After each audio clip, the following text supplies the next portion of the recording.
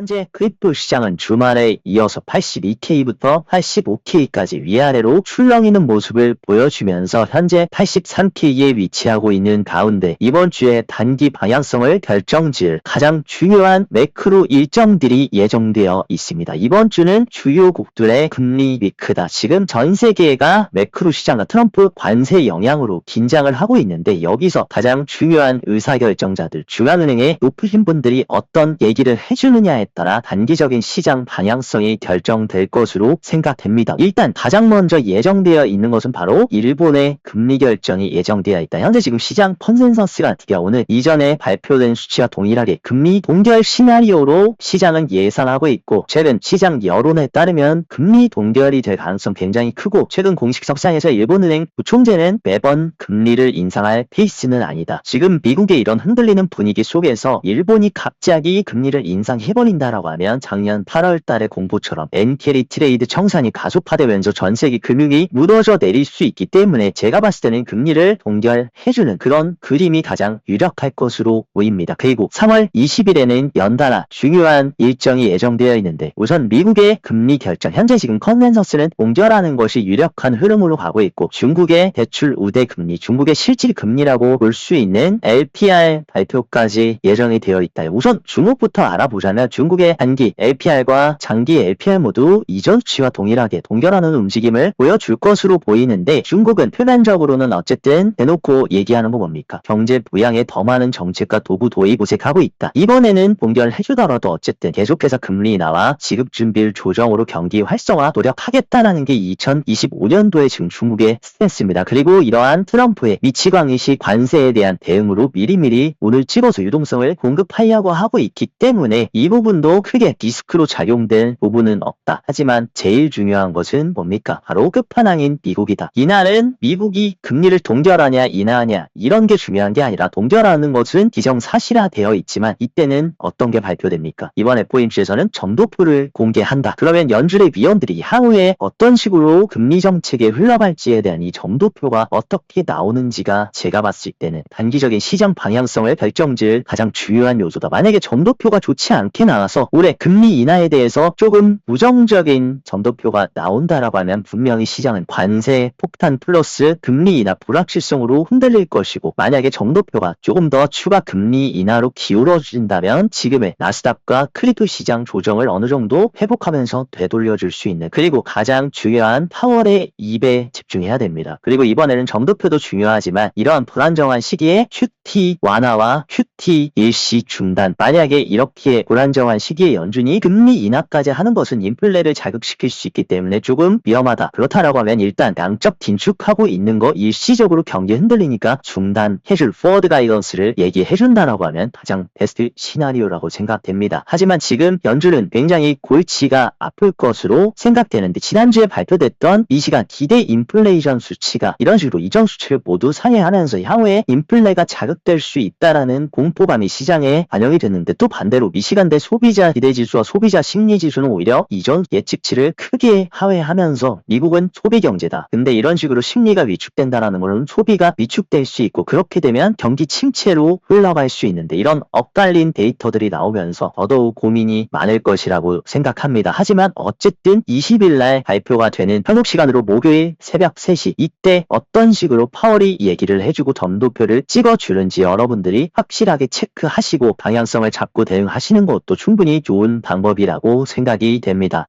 반면 주말 동안에 또 긍정적인 소식은 들렸습니다. 미국 상원에서 공화당 주도 예산안을 통과하면서 미국 부채 협상에 대한 다운 위기는 굉장히 스무스하게 넘어갔습니다. 언제나 이 부채 한도 협상을 할 때마다 옥신각신하면서 시장을 흔들었는데 이런 식으로 부채 한도 협상은 잘 마무리가 된 부분은 시장에 충분히 긍정적으로 우리가 볼 수 있고 또 하나 전 세계 지정학적인 가장 큰 이슈 트럼프는 내일 푸틴과 대화를 할 거고 전쟁을 끝낼 수 있는지 보길 원한다 있다라고 얘기하면서 강력하게 자신감을 표했습니다. 그리고 주말에 많은 일이 있었고 영토 자산 등 러시아와 우크라이나 협상 의제를 소개했다. 그러면서 충분히 이 전쟁을 봉합시킬 가능성, 기대감이 높아지고 있다. 반면 지금 관세에 대해서는 완강한 입장입니다. 4월 1일 상호 관세 재확인할 거고 철강 알루미늄 관세에도 예외가 없다. 현재 시장은 어쨌든 전쟁 봉합에 대한 기대감 그리고 관세에 대한 불확실성이 혼재되어 있는 굉장히 혼란스러운 시기이기 때문에 그 어느 때보다 크립토 개별 시장보다 매크로의 흐름을 여러분들이 잘 추적하셔야 될 것 같습니다. 이러한 여러 가지 불확실성과 호재와 악재가 혼재되어 있는 상황으로 인해서 미국의 지금 경기 불확실성 지수는 과거 코로나 시기만큼 굉장히 높아져 있다. 근데 재밌는 사실 과거에 이런 코로나로 인해서 미국 경기 불확실성이 역대 최고 수준까지 치솟았을 때 그때 미국 S&P 500도 이런 식으로 어마어마한 폭락을 했지만 이때 이 공포와 위기를 기회로 잡으신 분들은 굉장히 인생을 바꿀 수 있는 기회였습니다. 이번에도 과거처럼 그러한 시기가 될지 진정한 장기 침체로 들어가는 자리일지는 아무도 모르겠지만 저는 어쨌든 지금까지 미국 S&P 500이 보여줬던 불패 신화 계속 이어질 거라고 생각하고 오히려 저는 이 불안과 공포가 시간이 지났을 때는 매우 좋은 시기였다라는 것을 모두가 깨달을 거라고 생각합니다. 그리고 미국 재무부 장관인 베센트는 미국 증시 폭락장에도 위기는 없을 거다라고 하면서 굉장히 자신감 있는 낙관론을 내놓았고 최근 주식시장 하락에 대해서 건강한 조정이고 여러분들이 생각하는 리세션이 발생할 가능성을 부인했다. 그리고 장단기적인 금융위기 가능성을 차단하기 위해서 정부 정책의 지속 가능성 강조했다. 진짜로 만약에 침체 온다. 우리 다 생각 있어. 생각 있으니까 이런 식으로 움직이는 거야 라는 힌트를 우리한테 던져줬고 아서 헤이즈도 최근에 단기적으로 70K까지는 내려갈 수 있다라는 발언을 해줬고 실제로 비트코인이 조정을 받았지만 결국에는 회복을 할 거고 올해 말에는 25만 달러까지 상승할 거다. 지금 단기적 조정은 오히려 건강한 과정이고 향후에 왜 살아날 수밖에 없느냐. 결국에 돈 찍어낼 거다. 토화 공급 확대를 꼽으면서 세계 경제가 악화되면 결국 정부는 돈 찍어낼 수밖에 없다. 정치적 성향과 관계없이 금융위기가 오면 결국은 유동성 공급할 수밖에 없는 게 현재 미국의 시스템이기 때문에 침체의 분위기가 도래하면 또다시 돈을 찍어서 살려주면서 비트코인도 회복될 거라는 전망을 해주고 있습니다. 그리고 미국의 월가 또한 비트코인 3월달 약세 후에 2분기에는 이런 조정을 회복하면서 강력하게 반등할 것으로 예측을 해주고 있고 공통적인 전문가들의 얘기 어쨌든 트럼프의 이런 강력한 관세 전쟁으로 인해서 단기적인 충격은 우리가 피할 수 없지만 이러한 시기가 지나고 나면 디톡스 구간이 지나고 나면 훨씬 더 강해지고 건강해질 수 있다라는 분위기로 흘러가고 있는 상황입니다. 그리고 크립토 개별 시장 같은 경우는 계속해서 좋은 소식은 도사리고 있다. 켄터키 상원에서는 비트코인 보관과 채굴 보호 법안이 만장일치로 통과하면서 최근 주정부 차원의 비트코인 준비금 채택뿐만이 아니라 커스터디와 채굴에 대한 친화적인 법안들도 계속 나오고 있고 미네소타주 또한 비트코인 결제와 투자 허용을 하는 방안을 검토하겠다 하면서 가상자산을 투자 옵션에 포함하고 주정부가 수용할 수 있는 결제 수단으로 명시된다 하면서 세제 혜택도 포함을 시키고 있는 이러한 주정부 차원의 친화적인 크립토 법안은 계속해서 수면 아래에서 침침이 레이어를 형성하면서 단단해지고 있는 상황입니다. 반면 미국의 유권자 2명 중 1명은 비트코인 비축 법안에 대해서 반대를 한다. 응답자의 51%가 이같이 얘기했고 34%만 비축안에 찬성한다라고 얘기를 했다. 아직도 어쨌든 미국의 일반 시민들은 비트코인 비축안에 대해서 반대하는 의견의 목소리가 높습니다. 그렇기 때문에 저는 아직도 비트코인의 기회가 있다라고 생각합니다. 왜냐하면 모두가 좋다고 모두가 찬성한다라고 하면 아마 고점의 가능성이 크다. 하지만 아직도 이런 식으로 비트코인을 믿지 못하고 비관 심리가 과반수를 차지한다는 거. 아직 우리들이 생각하는 진정한 사이클 최고점, 극단적인 환희의 구간에는 아직 도달하지 않았다라고 생각합니다. 그리고 골드만삭스 같은 경우는 이번 연례 주주 서한에서 처음으로 암호화폐를 언급하고 인정하면서 금융시장과 경쟁에서 암호화폐의 역할이 점점 더 커지고 있음을 인정했다. 불과 작년까지만 해도 2024년도에는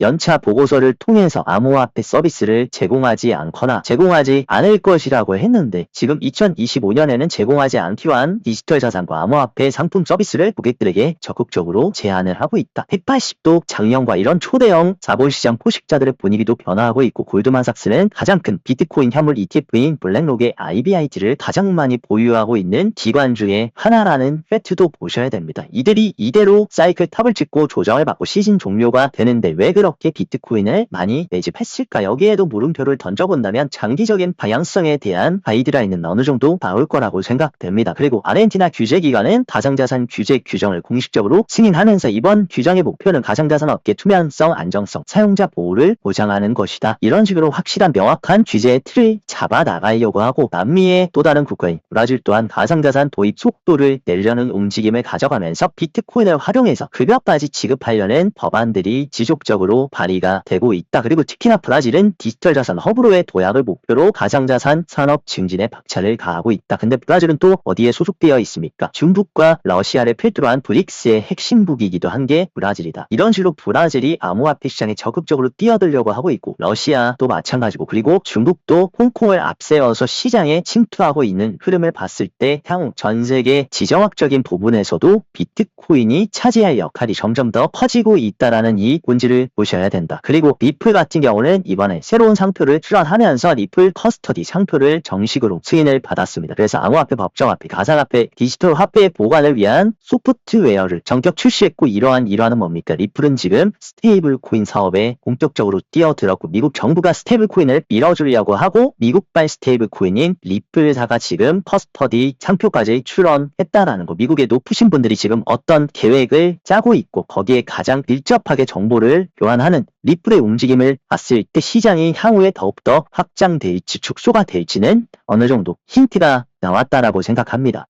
CME 상품 선물 거래소에 이제 솔라나 선물 출시가 이제 코앞까지 왔고, 이미 벌써 비공개 거래는 시작됐다. 팔콘 X가 CME에서 솔라나 선물 블록 거래를 완료했고, 실제 CME에서 선물 승인을 받았다. 그 다음 절차는 현물 ETF였다라는 것을 아셔야 됩니다. 그리고 이미 여러 자산 운용사가 솔라나 현물 ETF도 신청하고 있다. 그리고 또 최근 수상한 움직임을 보였는데, 세계 1위 거래소인 바이낸스가 갑자기 솔라나 보유량을 늘리면서 지난달 대비 40%나 보유량을 늘렸다. 왜 이런 움직임을 가져갔을까? 특히나 솔라나 같은 경우는 최근 트럼프발 리스크와 전반적인 시장 불확실성으로 인해서 큰 폭의 조정을 받았는데, 바이낸스가 이런 식으로 솔라나를 매집했다라는 것도 우리가 조금 주목해서 봐야 될 부분이라고 생각합니다. 그리고 트럼프 일가의 월드 리버티 파이낸셜은 400만 달러 상당의 아발란체와 멘트를 추가 매수하면서 최근 수위 세이에 이어서 또 새로운 알트들을 추가 매집하고 있다. 많은 분들이 캐처님, 비트코인은 언젠간 상승한다라는 거 알겠다. 근데 알트코인은 이번 시즌만큼은 진짜 끝난 거 아니냐, 알트는 완전 다 망하는 거 아니냐, 이런 질문 하시는 분들이 있는데, 물론 모든 알트들이 시장이 회복되고 비트코인이 다시 상승 추세로 간다고 해서 회복되진 않을 겁니다. 하지만 확실한 거, 미국이 밀어주는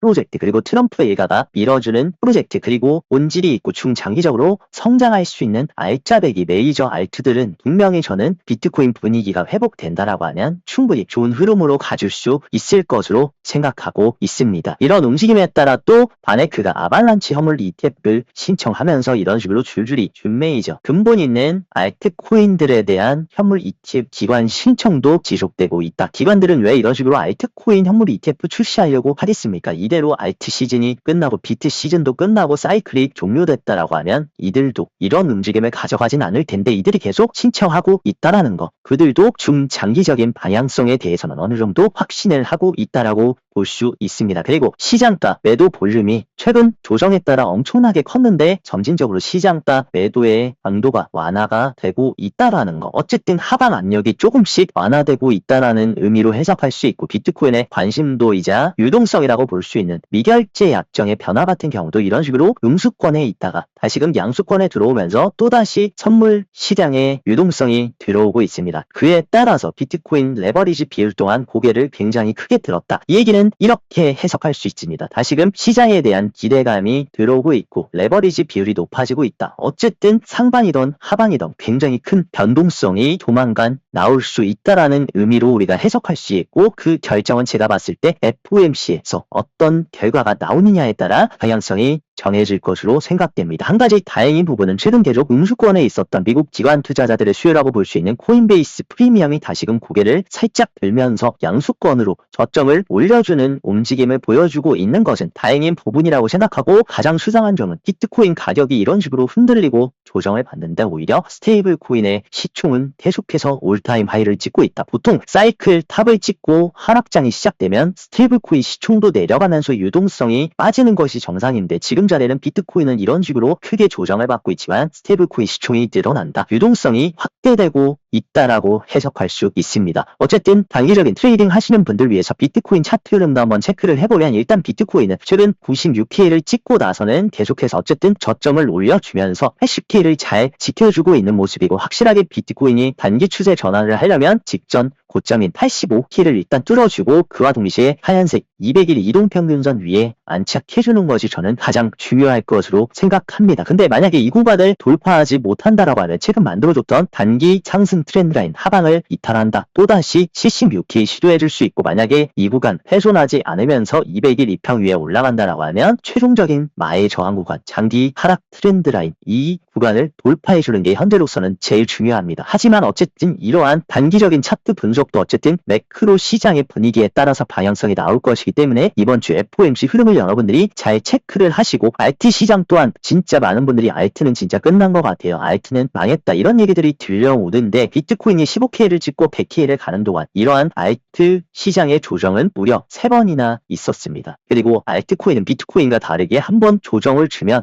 거진 반토막 이상 큰 조정을 줬는데, 만약 비트코인 사이클이 이대로 끝나지만 않는다라고 하면 언제나 이런 큰 되돌림 이후에 또다시 올타임 하이를 갱신해줬던 게 알트코인들이다. 그렇기 때문에 알트코인 시총 차트의 흐름도 지금이 굉장히 많이 저평가되어 있는 구간이라는 것을 암시하고 있습니다. 그리고 사이클 관점에서 SOPR 실현 손익 비율을 체크해보면 우리가 이번 사이클이 시작됐던 2022년 말부터 현재까지 오면서 숱한 조정이 있었습니다. 그때마다 SOPR 기준선인 1 부분을 지지해주고 이 구간을 훼손하지 않고 사이클이 지속됐는데, 지금도 지금 1 부분에 굉장히 밀접하게 닿아 있다. 이 구간만 만약에 잘 지지해준다라고 하면 사이클이 지속될 수 있음을 얘기해주고 있고, 이번 사이클에서 굉장히 중요한 지지와 저항 역할을 한 200일 이동평균선의 흐름을 보면 총 이번 사이클 여러 조정이 있었지만 가장 크게 조정을 받았던 2023년 3분기 그리고 작년 엔캐리 트레이드 당시에 200일 이동평균선을 완전히 붕괴를 했습니다. 하지만 최종 방어선은 300일 이동평균선이었대. 이 구간을 지켜주면서 비로소 또다시 올타임 하이를 갱신했는데, 지금도 200일 이동평균선은 이탈을 한 상황이고 300일 이동평균선을 최근 76K를 찍으면서 지지를 해주고 올라와준 상황입니다. 어쨌든 200일 이동평균선을